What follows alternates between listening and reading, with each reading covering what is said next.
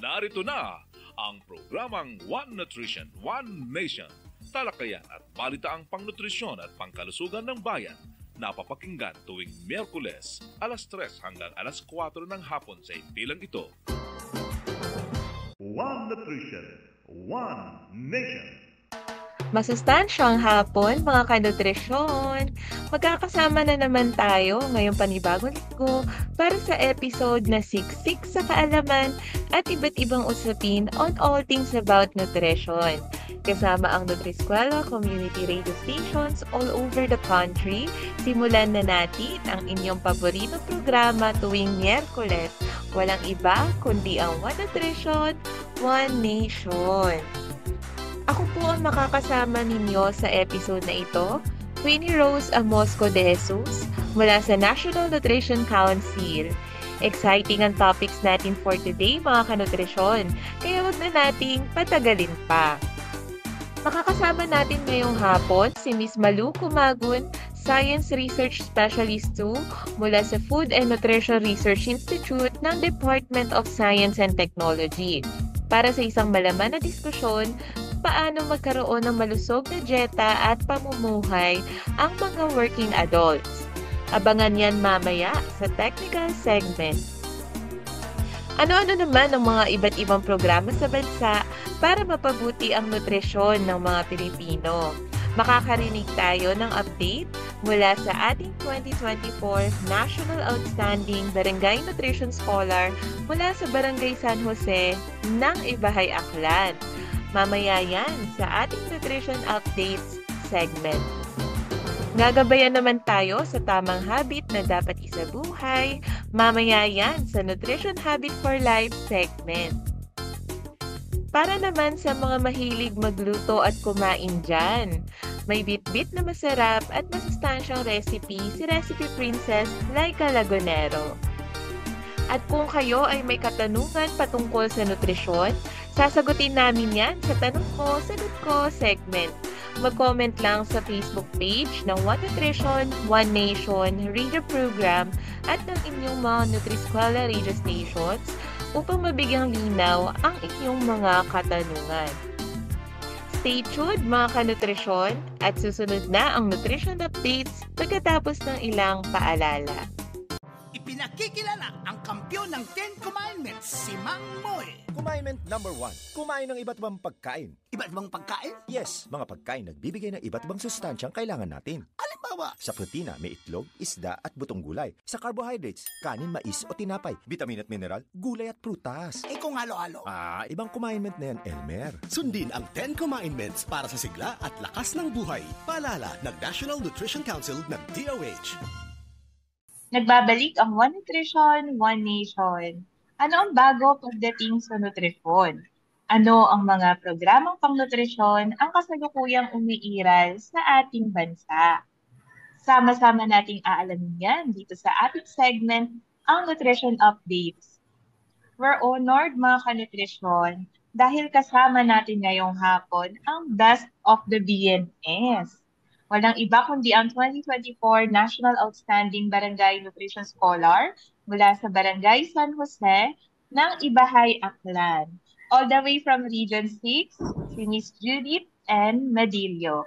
Nabigyan siya ng gantimpalang ito noong 2024 National Nutrition Awarding Ceremony noong March 7, 2025. Huwag na nating patagalin pa mga kanutrisyon. Magandang hapon at congratulations, BNS Judith. Salamat po sa pag-unlak ng aming imbitasyon. Magandang hapon po, Ma'am Queenie, and I'm so overwhelmed na binigyan ako ng pagkakataon na ma-interview dito sa ating palabas ngayong hapon na to. Salamat po. Ayan, so dahil kayo po ang ating National Outstanding Barangay Nutrition Scholar last year, maaari niyo po bang i-share sa amin ano-ano yung mga naging role ninyo para maisagawa ang nutrition program sa Barangay San Jose? Okay po, ma'am. So, bilang Barangay Nutrition Scholar, mga kanutrisyon, hindi madali, alam natin yun. Kasi bilang mga volunteer, wala naman tayong tinatanggap na sahod. Pero pagdating sa nutrisyon, ang kailangan kasi is ang passion. Kaya during the time I serve 10 years bilang Barangay Nutrition Scholar. At sa panahong yun, I conducted numerous nutrition assessments, especially sa mga kabataan natin na may edad 0 to 59.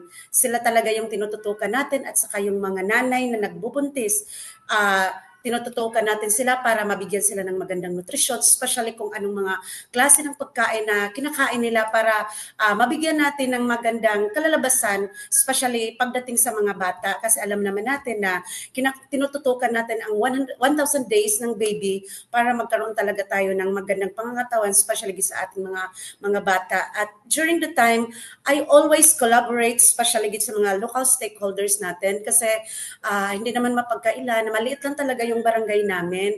At saka yung budget para nutrisyon ay hindi masyado kalakihan. So ang ginagawa ko is pinuntahan ko kasi we are blessed here.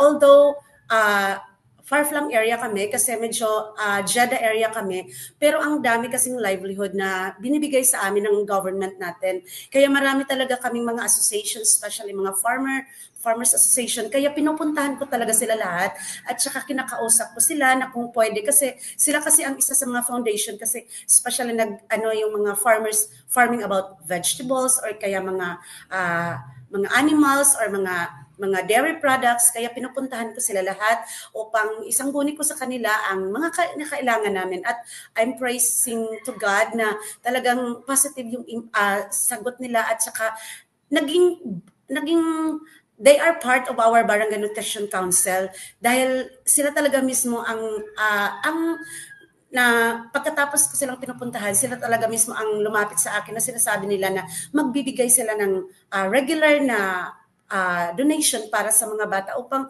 mapaganda lalo pa ang nutrisyon sa barangay namin. Yun talaga ang isa sa pinapasalamatan ko, ma'am. At saka during naman sa aming mayroon kasi akong ginagawang monthly na mother's class, especially sa ating mga buntis or kaya sa mga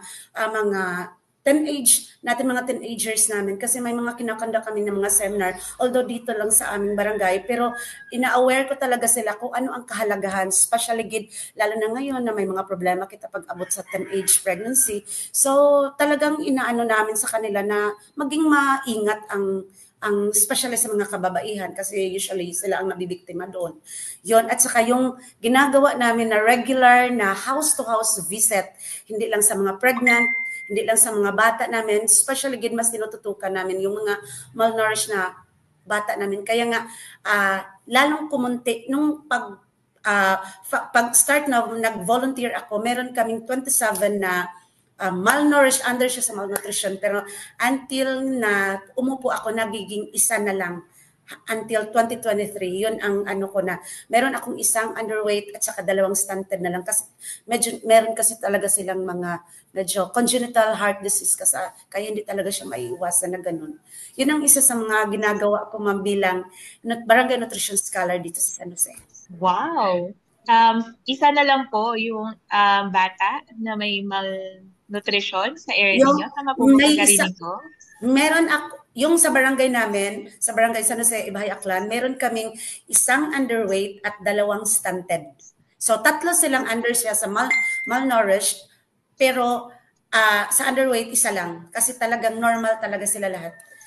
Yung stunted lang kasi yung underweight kasi namin, ma'am, at saka yung stunted, 1 lang yun. Kasi meron kasi siyang congenital heart disease. At saka yung isa, medyo special child siya. Kaya medyo hindi talaga, meron kasi talaga silang sakit. At saka medyo hindi talaga siya maagapan na talagang talaga siya dahil may heart failure kasi talaga siya.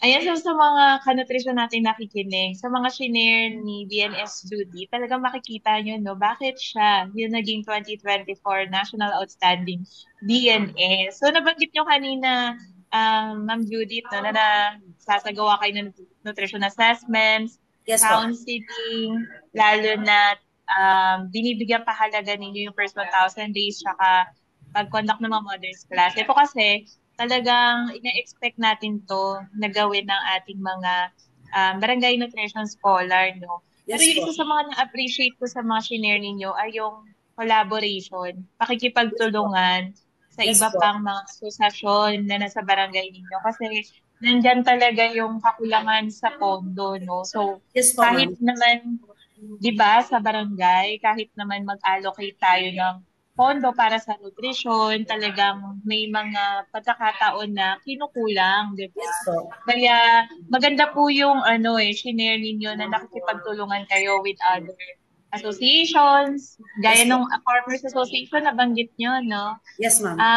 Ano po kayo mga initiatives yung pinagtutulungan ninyo ng Farmers Association sa inyong barangay na related sa nutrition? Okay. So usually kasi dito sa amin, ma'am, meron kaming almost 10 associations about farming. So merong sa coconut, merong sa vegetables, merong sa livestock, at saka ang previously namin na pumapasok ng 2023 is yung National Dairy Products na kung saan binibigyan ng yung mga farmers namin ng isa sila sa mga beneficiaries ng mga baka.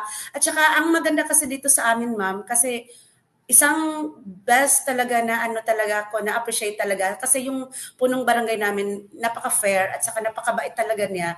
Kaya lahat ng mga association namin dito, lahat ng mga beneficiaries or under it association na member ay mga nanay or mga parents ng ating mga preschool children na nangangailangan talaga.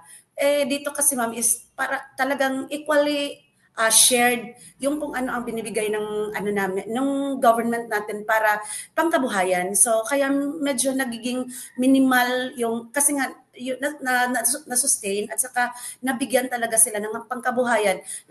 Lalong na kami dito kasi medyo masyado na kaming educated na mas maganda pa rin na kumakain ka ng maraming gulay kasi nandito kami sa laylayan. So may marami kaming area na mapagtaniman. At yun ang ginagawa sa mga association namin nga. Halimbawa, meron kasi kaming mga pa-project dito ma'am na halimbawa sa gulayan, meron silang sa gulayan. So part of gulayan, may arang mga percentage na ina-allocate talaga nila para ibigay talaga sa nutrisyon. Aside from that, aside kasi sa mga association namin dito, ako mismo, meron akong advokasya na ina-approach ko man si CAP na para magiging aktibo pa ang nutrisyon at ang involvement ng lahat ng kabarangay. So every purok, ma'am, nagsagawa kami ng yung patimpalak na search for gulayan sa barangay per purok na kung saan may cash incentive sila. At the same time, tatanggapin nila yung cash incentive sa kanila pa yung gulay na ma-harvest. Magbibigay lang sila ng percentage doon sa nutrition council or sa nutrition program namin para ma-sustain pa rin. Kaya kahit maliit lang talaga, honestly, yung budget talaga namin dito for the year 2023 is only 30,000 para nutrition, may feeding na 10,000 and another 10,000 para sa school children. So masyadong maliit. At saka marami tayong mga beneficiaries, pero praise God na lahat ng komunidad at part ng mga association is nagtutulungan talaga kami kasi ang ginagawa ko kasi kinakaibigan ko sila lahat at linapitan ko sila na para lang naman to sa atin at saka kung ano man ang kalalabasan sa atin din ito. Ang karangalan is sa Barangay San Jose pa rin. At saka magbibigay tayo ng katuwaan sa ating munisipyo na talagang pinaghirapan talaga natin para ma-come up itong magandang nutrisyon para sa ating mga kabataan. Mapapasana all ka na lang talaga, no? Miss BNS Judy, sana all ganyan sa ibang barangay, no? Sa ibang rehiyon. Ayan. So sa mga shinare ninyong inisyatibo, kung saan nakikipagtulungan kayo with other associations, meron po ba kayong inisyatibo na kayo mismo ang nagsimula? Ayan. So meron po ba kayong project na talagang sa inyo po galing yung idea, kayo talaga yung nag-implement?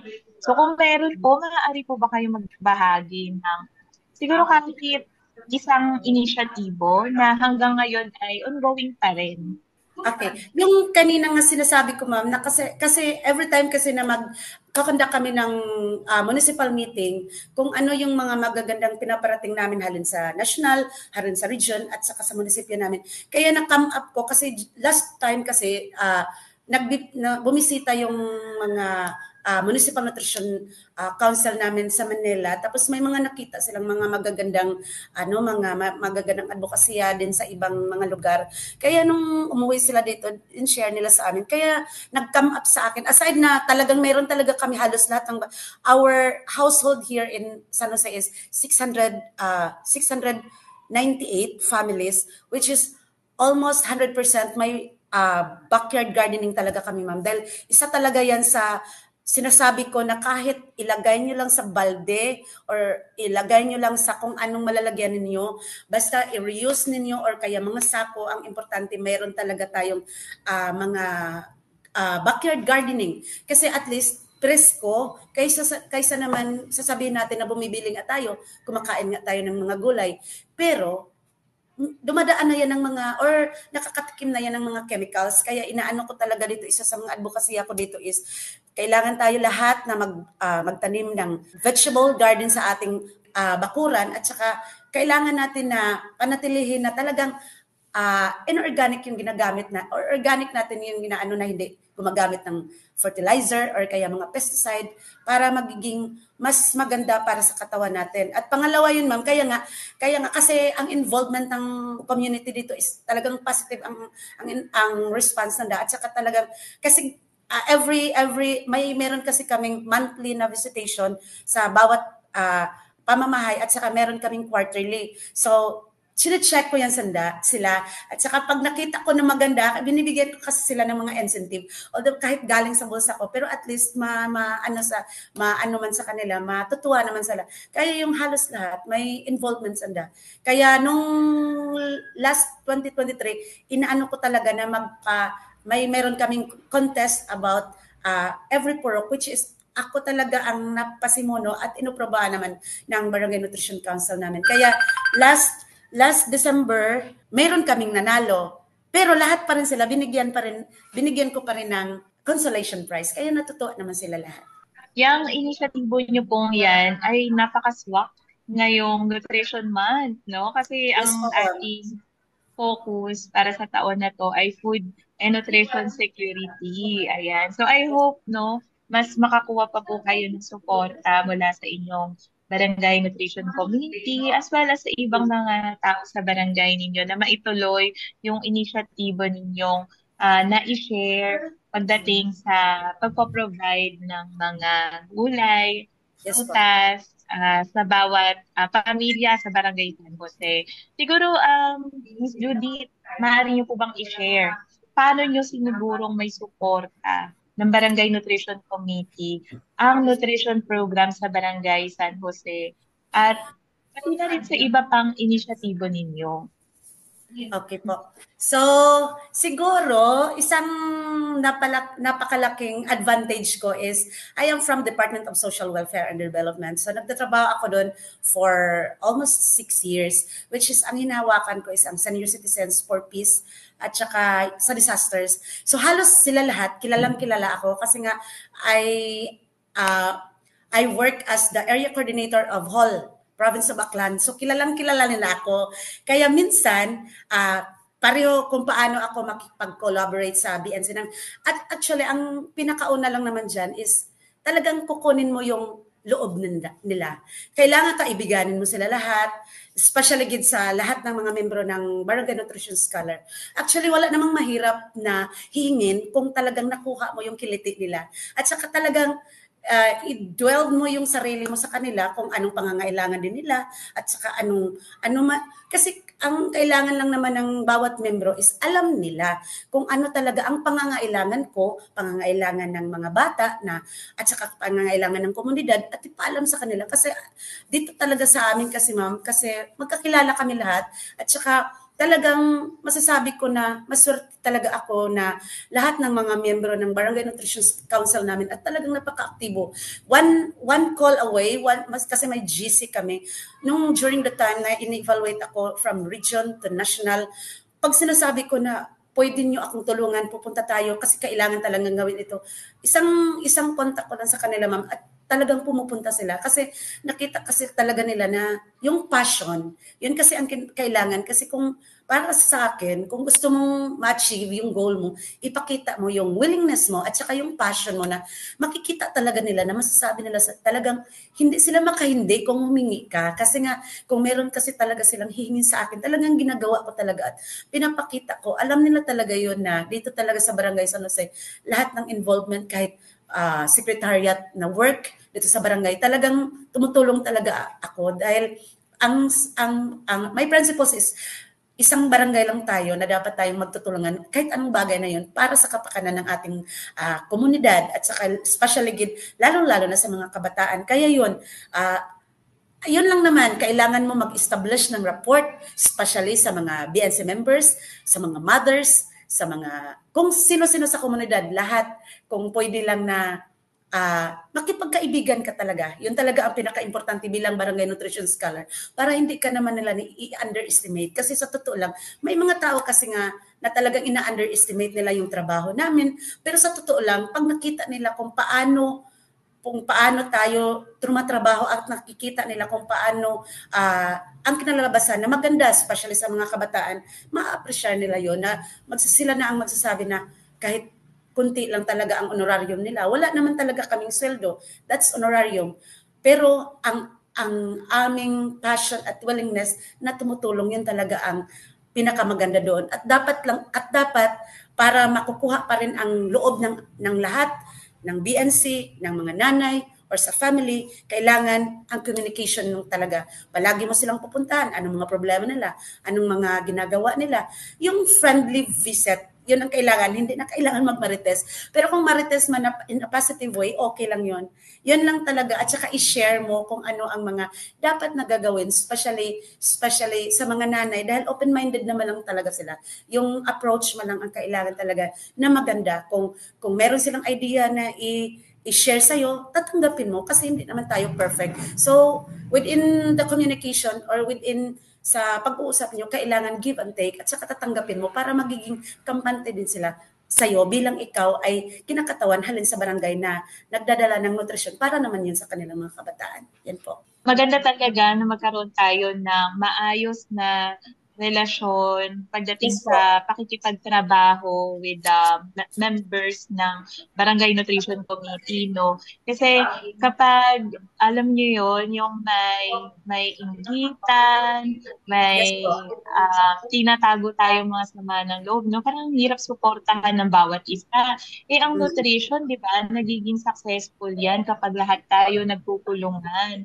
So talagang mapapasana all na lang ako sa inyo, no, BNS Judith.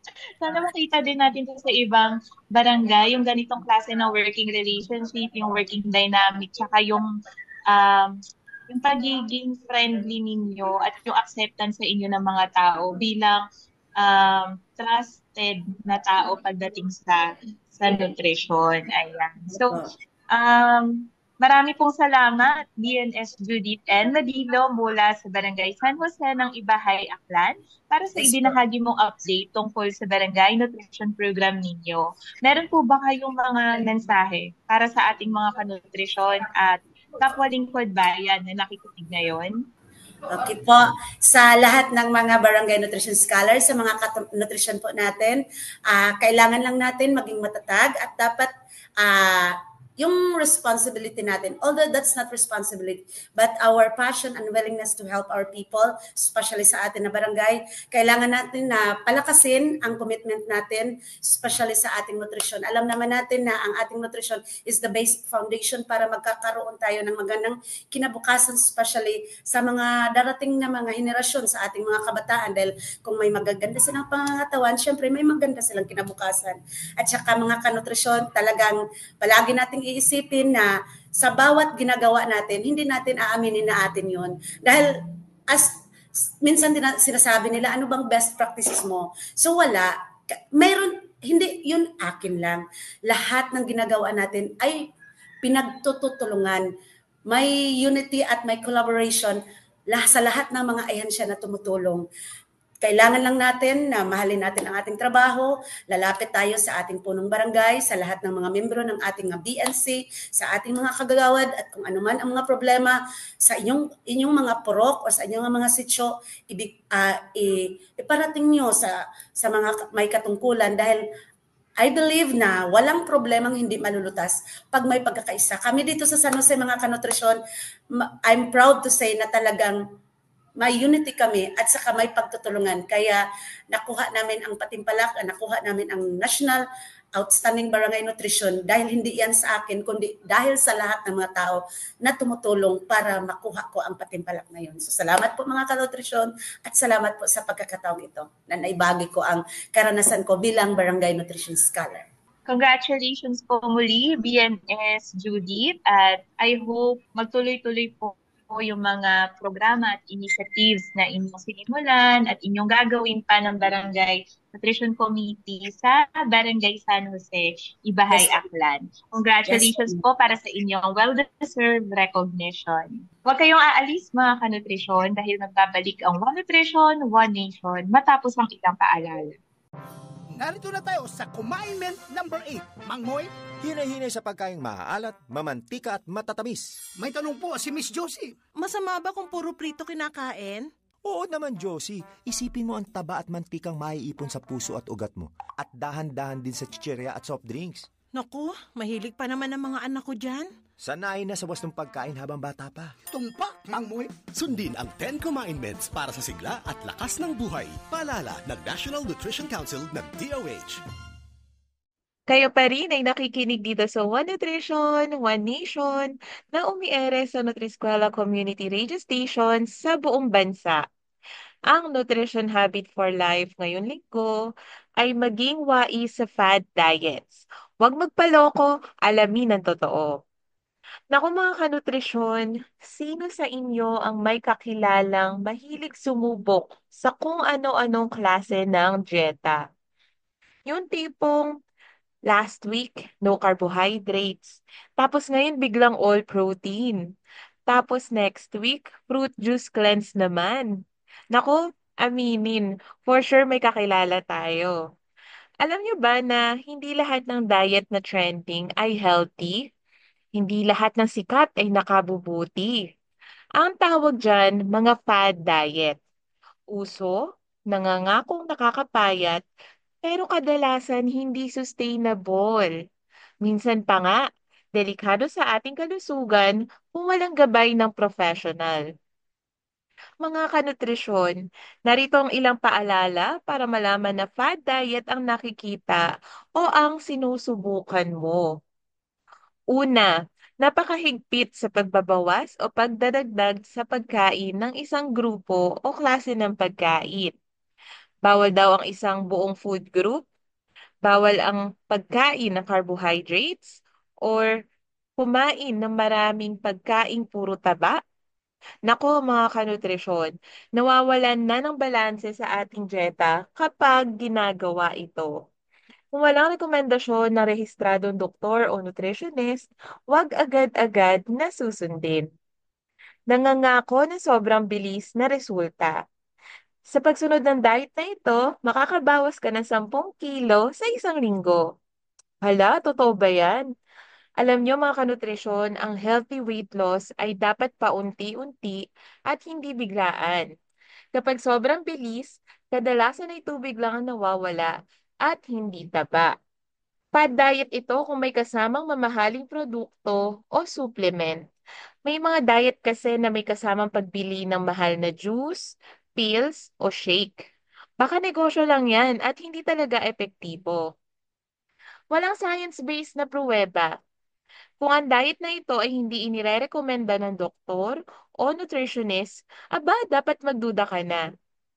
Tandaan, hindi porket gumana sa kumari o kaibigan mo, ay gagana rin sa'yo.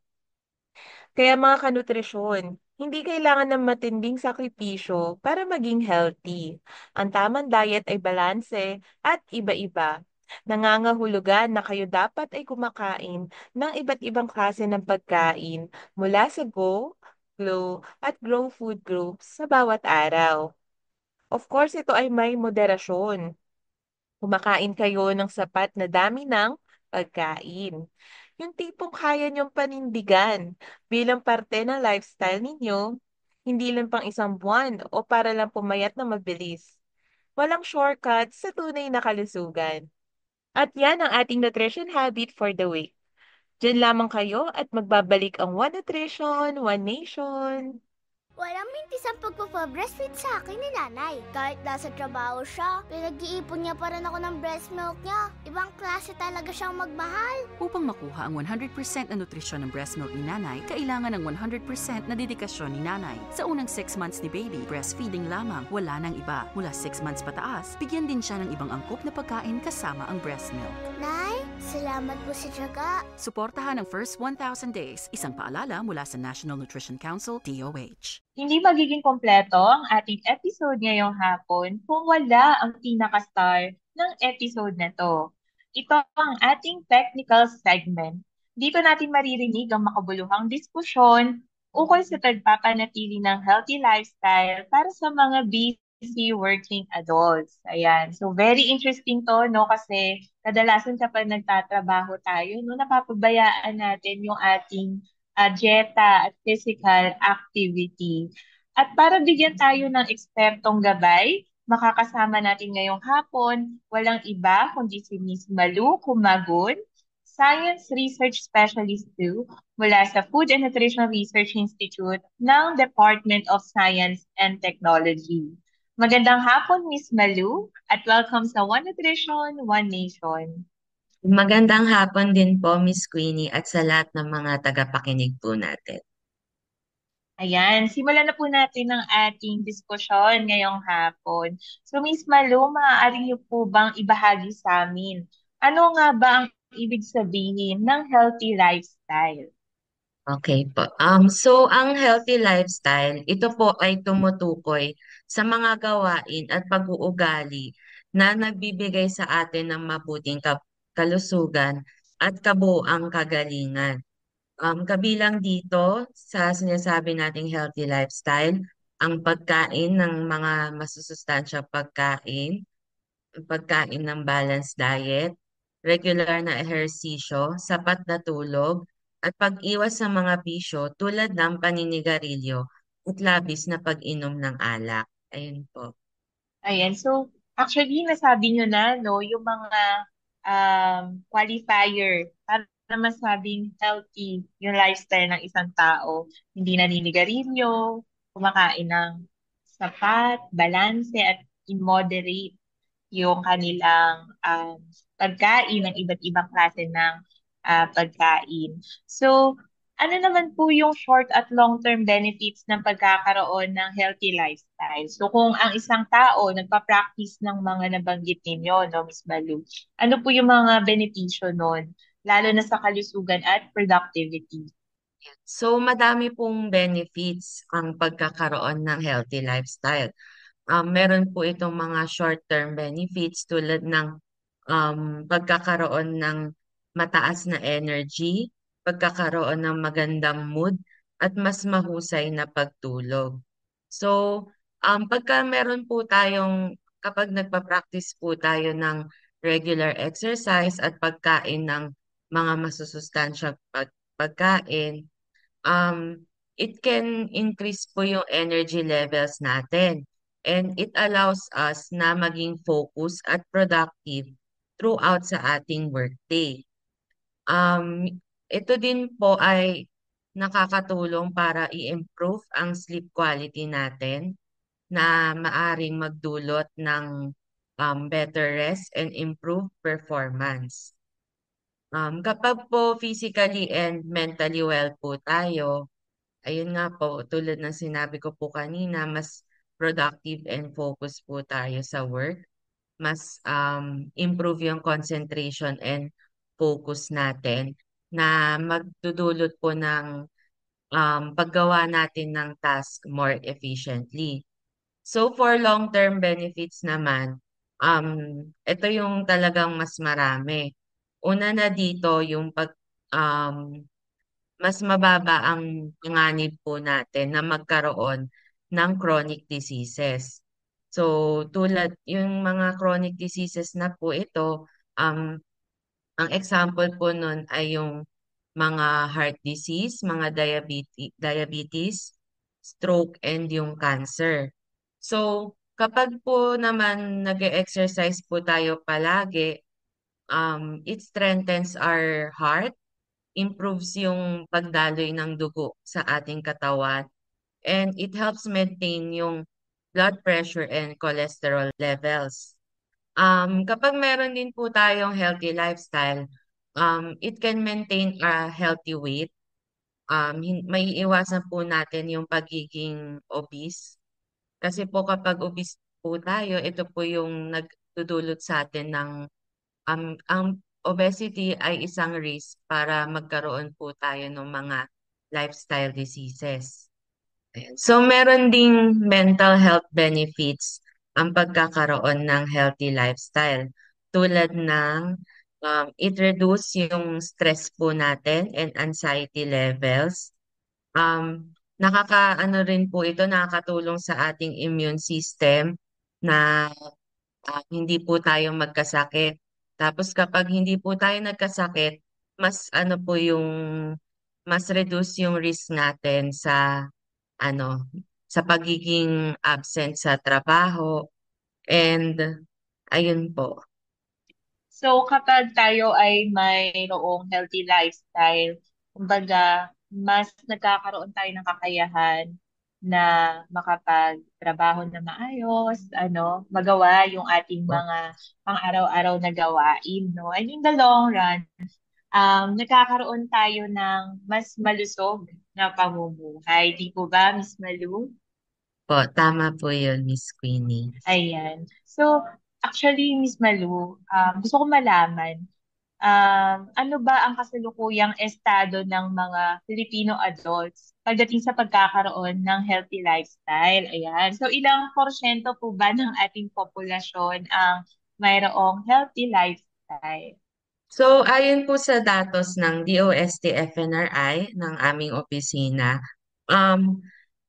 in terms of sa pagkain, maraming Filipino adults ang hindi nakakakain ng sapat na prutas at gulay araw-araw. So ayon po sa ginagawa namin na Expanded National Nutrition Survey noong 2021, ang average na consumption po ng gulay ay 58 grams lamang o mas mababa pa sa 1 cup. Sa buong araw na po yun. Then, sa pagdating naman po sa prutas, 17 grams lang or mas mababa pa sa 1/4 ng isang maliit na prutas bawat araw. So, ito po ay isang major concern sa mga Pilipino dahil yung nire-recommenda po ng World Health Organization at ng food ng FAO ay dapat sa isang araw po nagko-consume tayo ng at least 400 grams ng fruits and vegetables or 5 servings po nito. Then, kapag po kasi hindi po tayo kumain ng prutas at gulay, ito po ay nakaka-contribute po sa pagtaas po natin ng risk ng mortality at pagkakaroon ng non-communicable diseases at malnutrition po. Ayun. Nako, guilty ako dyan, no? Hindi ako nakakain madalas ng gulay eh. Kasi depende talaga kapag working adult ka, depende kung ano yung mas accessible sa'yo, yun na lang yung maaari mong kainin, no? Minsan pa nga nagsiskip pa tayo ng kinakain, no? So, base sa ating kasalukuyang datos ng mga Filipino adults, no, na mayroong healthy lifestyle, ano kaya yung mga lifestyle-related diseases na karaniwang nakakaapekto dito sa percentage ng adults na walang o hirap makamit itong healthy lifestyle? So, ang mga lifestyle-related diseases po, ito po yung mga sakit na karaniwang dulot nga po ng hindi pagkakaroon ng healthy lifestyle. So sa Pilipinas po, ilan sa mga karaniwang lifestyle-related diseases ay una po yung hypertension o yung pagkakaroon ng mataas na blood pressure. Ito po ay maaaring humantong sa mas malala pa pong heart disease tulad ng stroke or atake sa puso. Another lifestyle-related disease naman po is yung diabetes mellitus or yung type 2 diabetes. Ito naman po yung mataas na yung level ng sugar sa dugo natin na na ang dulot po nito ay ang kakulangan or yung resistance na po natin sa insulin na tumutulong na mag-regulate ng blood sugar natin. Then, meron din po tayong tinatawag na cardiovascular diseases or yung mga sakit sa puso at ugat. So, yun na nga po, ang example po nun is yung stroke, yung mataas ang cholesterol, gano'n. Then, meron din po tayong tinatawag, yung cancer din po, isa rin po itong lifestyle-related na disease.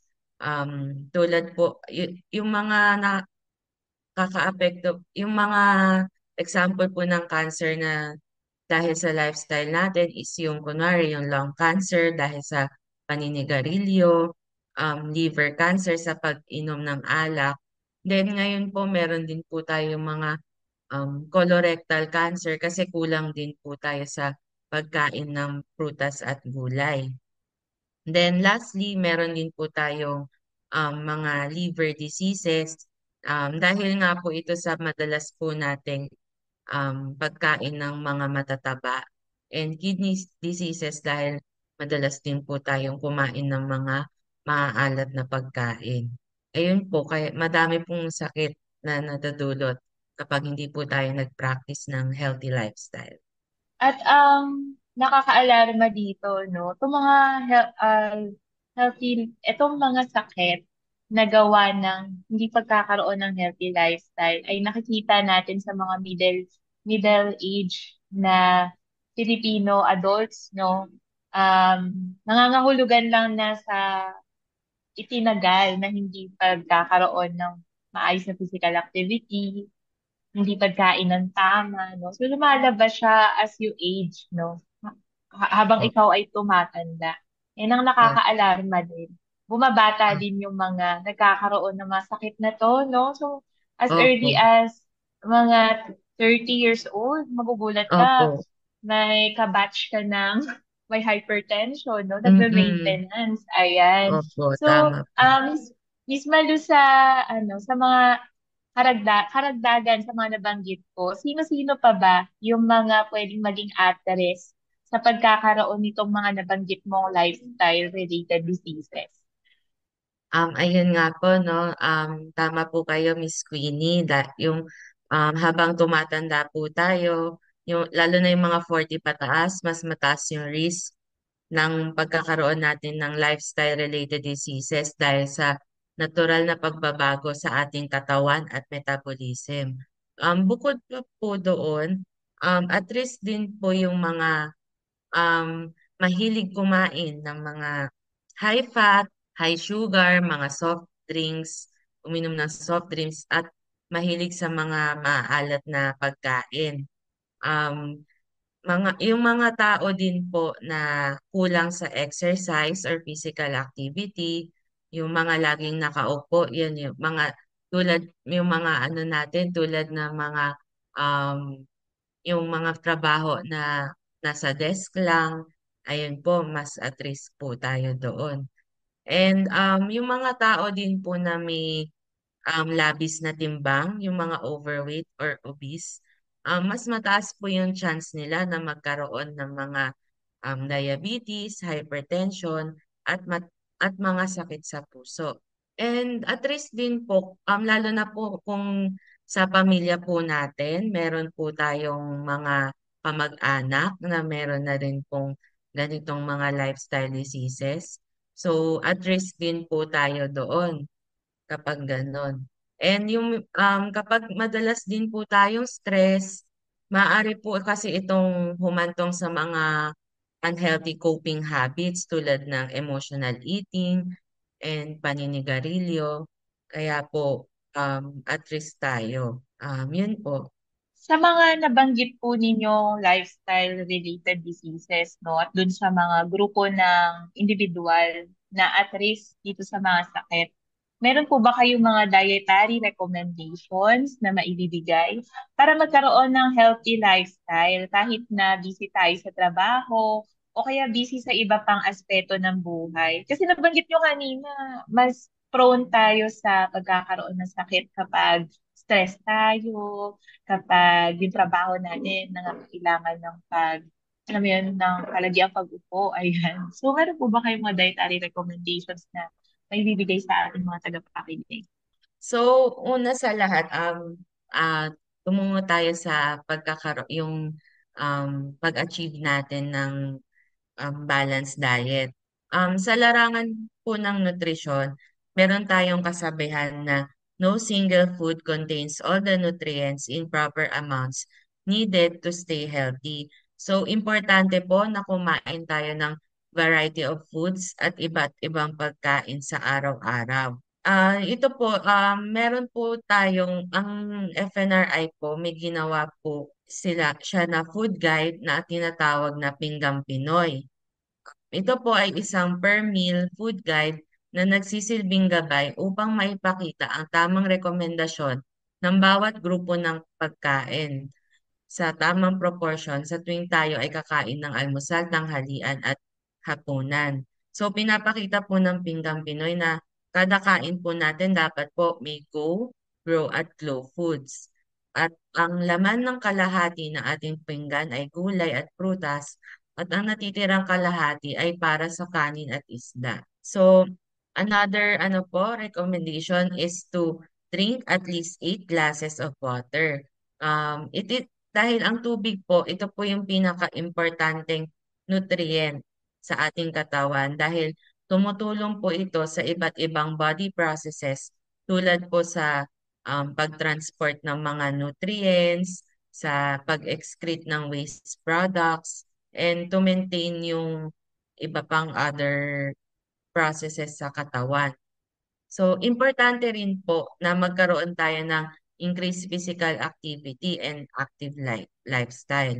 Dahil yung physical inactivity po, ito po ay na-identify na fourth leading risk factor for global mortality ayon sa World Health Organization. So, what you can do po, kunwari sa work po natin, usually, di ba, yung iba pong work, laging nakaupo, pwede po tayong magsagawa ng mga short intermittent physical activity or yung SIPA tulad ng pag-stretch, yung mga leg extensions habang nakaupo, yung pag-stretch ng ating binti kahit sandali lang. Pwede rin po na yung magsingit po tayo ng physical activity ng kahit 30 minutes sa ating pang-araw-araw na gawain. Yung physical activity, hindi naman po kailangan na sobrang yung as in nag-gym, ganyan. Ituturing na rin pong physical activity kapag nag-brisk walking po tayo. Ganon. Ayun po. Ayan. So, in relation dun sa physical inactivity, sabi nga nila, sitting is the new smoking, no? Kinumpara na nila yung matagal na pagpupo sa paninigarilyo, no? Kasi marami na tayo mga pag-aaral na nagbibigay ebidensya na ang pag-upo ng matagal ay masama sa ating kalusugan. Mas tumataas yung posibilidad na magkaroon tayo ng mga lifestyle-related diseases, gaya nung nabanggit mo kanina, no, Miss Malu. And bukod po sa sika, ayan, saka sa paglalakad, no, kung nasa office tayo, actually, yung pagtayo at pagpunta nga lang sa mga CR, no, ay nakakatulong na para maputol yung tagal ng inupo mo. For example, kung 2 hours ka umupo, parang kailangan mong tumayo or maglakad-lakad ng 2 to 3 minutes. para mapadaloy na maayos yung dugo sa iyong katawan. Ayan. Opo. So, Miss Malu, ano naman ang relasyon ng mental well-being sa healthy lifestyle? Kanina actually, nabanggit mo na yung connection ng mental health natin sa pagkakaroon ng healthy lifestyle. So, maaari niyo po bang mas bigyan ng focus itong mental health at healthy lifestyle? Okay po. So, yung mental well-being po natin at healthy lifestyle, magkaugnay po ito at nakakaapekto sa isa't isa. Tulad po ng kapag maayos po yung mental well-being natin, mas motivated tayong mag-alaga ng katawan and mas nagiging consistent yung healthy habits natin.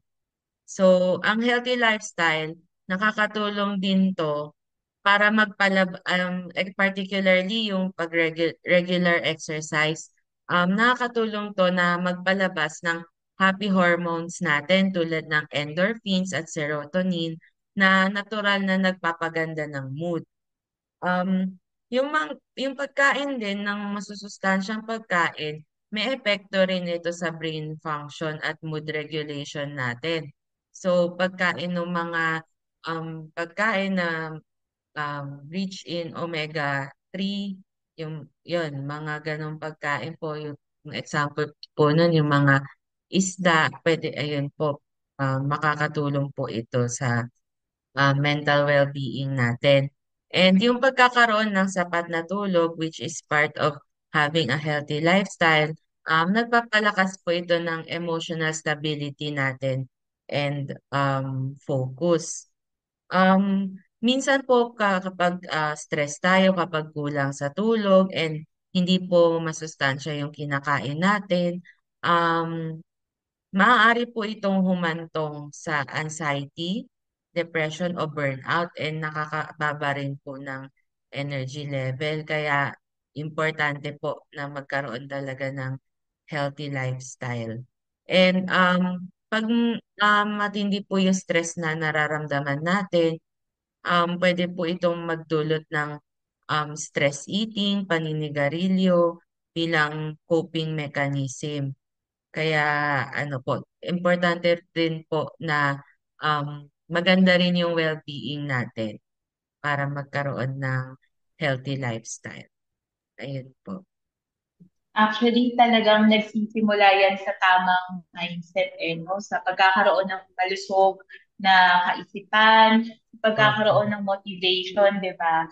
Na gawin itong mga healthy lifestyle-related practices. Ayan. Kasi di ba, kapag stress ka, hirap kumain ng gulay. Parang maghahanap ka na, di ba? Oo, maghahanap ka ng maalat, matamis, no? And nagsisimula siya sa nararamdaman mo sa kaisipan kasi stress ka or kaya nahihirapan ka sa trabaho, no? So parang maghahanap ka ng malalabasan ng mga nararamdaman mo. And usually, nakikita yun sa kung ano kinakain mo, yung physical activity mo, tinatamad ka ng gumalaw kasi pagod ka, kakaisip.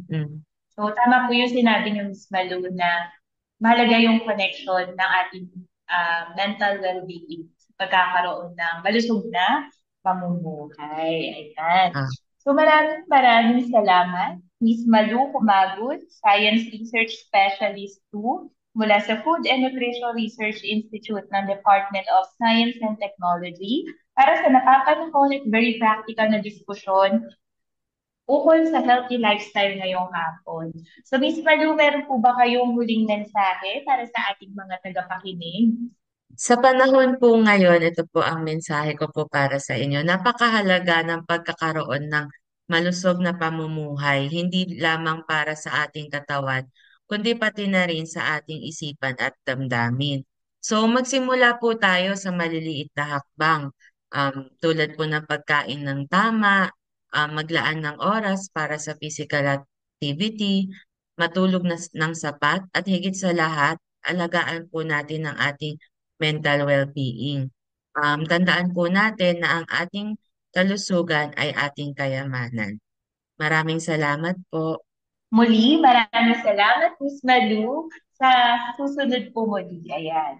Diyan lamang kayo dahil magbabalik ang One Nutrition, One Nation. Narito na tayo sa Kumainment number 8. Mang Moy, Hinay-hinay sa pagkaing maaalat, mamantika at matatamis. may tanong po si Miss Josie. Masama ba kung puro prito kinakain?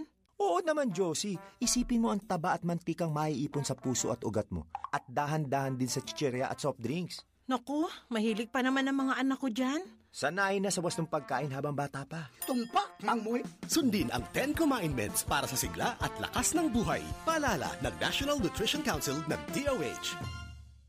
Kayo pa rin ay nakikinig sa One Nutrition, One Nation. Bagay sa masarap at interesting na kwentuhan natin ngayong hapon ay ang masasarap, abot kaya at Pinoy-style recipes na handog ni Recipe Princess Laika Lagunero. Ano ang recipe na inihanda mo para sa amin ngayong hapon, Recipe Princess Laika?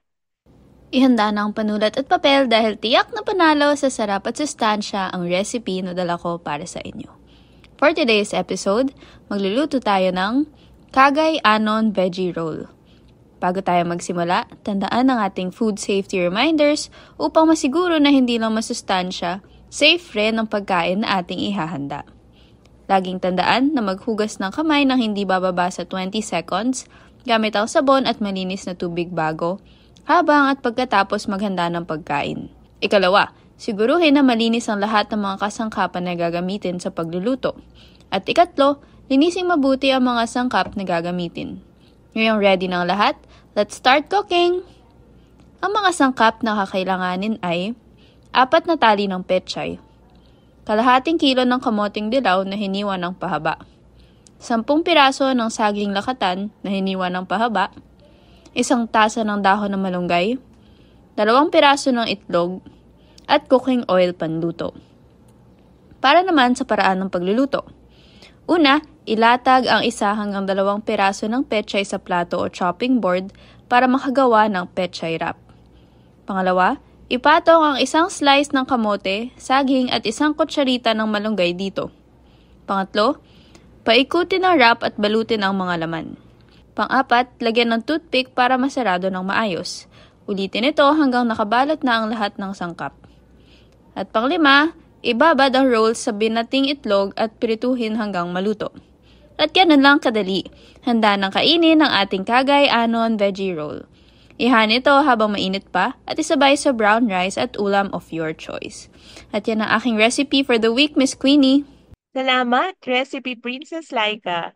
Susunod na ang inaabangan na tanong mo, sagot ko segment. Huwag kayong aalis dahil magbabalik ang One Nutrition, One Nation matapos ang ilang paalala. Walang mintis ang pagpapabreastfeed sa akin ni nanay. Kahit nasa trabaho siya, pinag-iipon niya pa rin ako ng breast milk niya. Ibang klase talaga siyang magmahal. Upang makuha ang 100% na nutrisyon ng breast milk ni nanay, kailangan ng 100% na dedikasyon ni nanay. Sa unang 6 months ni baby, breastfeeding lamang, wala nang iba. Mula 6 months pataas, bigyan din siya ng ibang angkop na pagkain kasama ang breast milk. Nay, salamat po sa tiyaga. Suportahan ang first 1,000 days, isang paalala mula sa National Nutrition Council, DOH. We're back dito sa One Nutrition, One Nation. Narito na tayo sa segment kung saan walang tanong ang tama o mali. Basta lahat may kasagutan. Kung may katanungan kayo tungkol sa pagkain, nutrisyon at kalusugan, sasagutin natin yan dito sa Tanong Mo, Sagot Ko segment. Ang tanong na sasagutin natin for this episode ay galing kay Miss Jen mula sa Sibalom, Antique. Ang tanong niya ay, totoo po ba na mas masustansya ang mga pagkaing organic?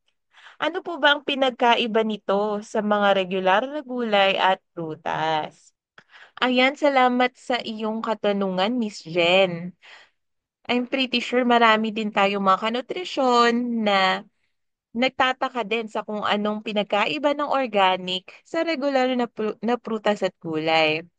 Ang organic foods ay mga prutas, gulay at iba pang pagkain na pinalaki gamit ang natural na pamamaraan. Hindi gumagamit ng artificial na pesticide, fertilizer, o kaya naman ay chemical. kaya mas natural sila at minsan mas magaan sa katawan ang epekto. Ang tanong, masustansya ba sila? Pagdating sa nutrisyon, maraming eksperto ang nagsasabi na halos parehas lang ang sustansya sa regular na prutas, gulay at organic foods. Lalo na kung pareho silang pinalaki ng tama. Pero syempre, may kanya-kanyang benefits ito. Sa mga pagkaing organic, walang mga artipisyal na chemical na maaaring magdulot ng negatibong epekto o reaksyon sa mga sensitibong sikmura o karamdaman. Kaya't kung ikaw ay may mga sensitive skin o gustong makaiwas sa mga chemical, maaaring magandang choice ang pagpili at pagkain ng organic produce. Sa regular na gulay at prutas naman, basta malinis ang pagkaka-harvest at hindi labis ang ginamit na pesticide, buong-buo pa rin ang sustansya na dala ng mga ito. Kaya kung kayo ay may budget, okay lang naman na pumili ng organic, pero hindi ito laging kailangan. Ang pinakamahalaga ay pagkain ng masustansyang prutas at gulay, organic man o hindi. Kaya kung kaya mo kumain ng fresh at local na gulay, go for it. Ang mahalaga ay regular at tamang pagkonsumo ng gulay at prutas at of course, sa gabay ng pinggang Pinoy. Para naman sa iba pang katanungan, mag-comment lamang sa One Nutrition, One Nation Radio Program Facebook page o sa Facebook page ng inyong mga Nutri-Eskwela stations. At sisikapin naming masagot ang inyong mga tanong dahil ang tanong nyo, sagot namin. Dito lang yan sa One Nutrition, One Nation. Narito na tayo sa Kumainment number 8. Mang Moy, Hinay-hinay sa pagkaing maaalat, mamantika at matatamis. may tanong po si Miss Josie. Masama ba kung puro prito kinakain? Oo naman, Josie. Isipin mo ang taba at mantikang maiipon sa puso at ugat mo. At dahan-dahan din sa chichirya at soft drinks. Naku, mahilig pa naman ang mga anak ko dyan. Sanayin na sa wastong pagkain habang bata pa. Tumpak, Mang Moy. Sundin ang 10 Kumainments para sa sigla at lakas ng buhay. Paalala ng National Nutrition Council ng DOH. At isang oras na naman ang talakayan ukol sa tamang pagkain at wastong nutrisyon ang natapos. Maraming salamat sa inyong pakikinig at sana ay marami kayong napulot na kaalaman kung paano mas mapapangalagaan ang inyong kalusugan at ng inyong pamilya. Nais namin magpasalamat sa mga nakasama natin ngayong hapon. Maraming salamat kay Miss Malu Kumagun, Science Research Specialist 2 mula sa Food and Nutrition Research Institute ng Department of Science and Technology para sa diskusyon tungkol sa healthy lifestyle for working adults.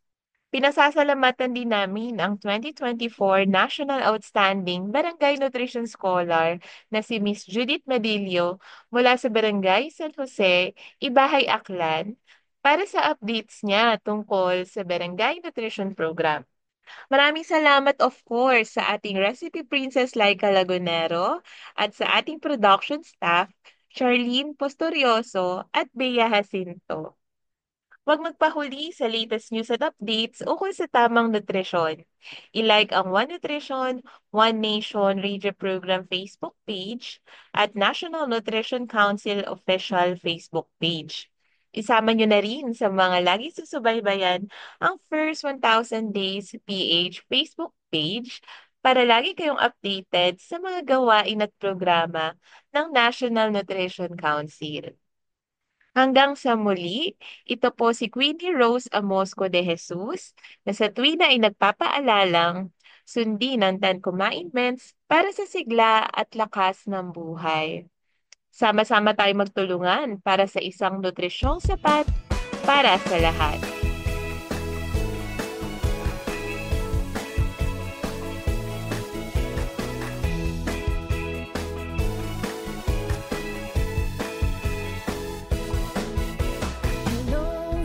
Mga mommy, let's go for healthy pregnancy. Tamang pagkain ng dapat para malusog kayo ni baby. Remember mga nanay, breastfeeding malaking bagay. Ito'y ipagpatuloy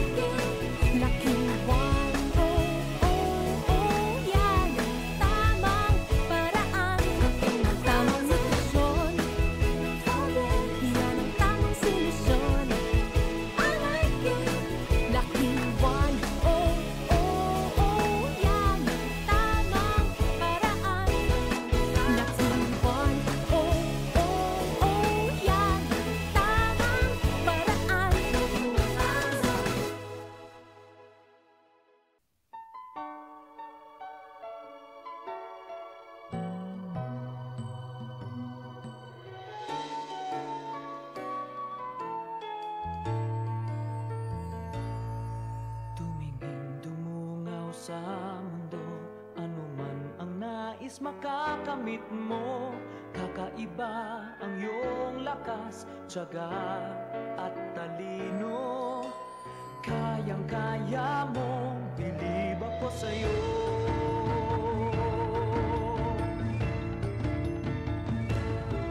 Hinuhog ka sa nutrisyon at alaga ko, inalaga ang wasto ng pagmamahal ko. Alam kong malayo ang iyong mararating. Ang turo ko, iyong palaganapin.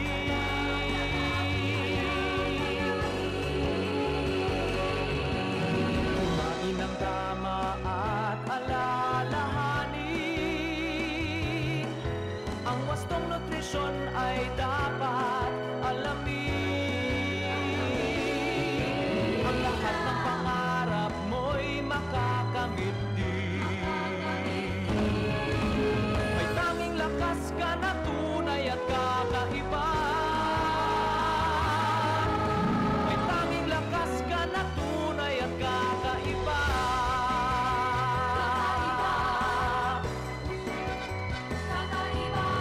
Nutrisyon ng unang hakbang at daan sa magandang kinabukasan. Gamitin mo ang kakaiba mong yaman na nasa iyo, ipagpatuloy mo.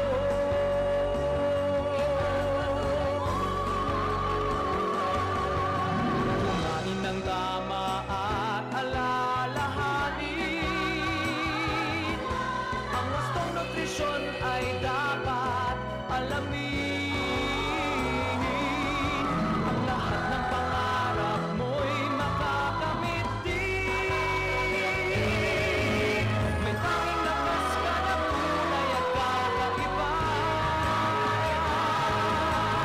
Kumain ng tama at alalahanin. Ang wastong nutrisyon ay dapat alamin. Ang lahat ng pangarap mo'y makakamit din. May tanging lakas ka na tunay at kakaiba. May tanging lakas ka na tunay at kakaiba. Wastong nutrisyon, alamin, gawin at palaganapin.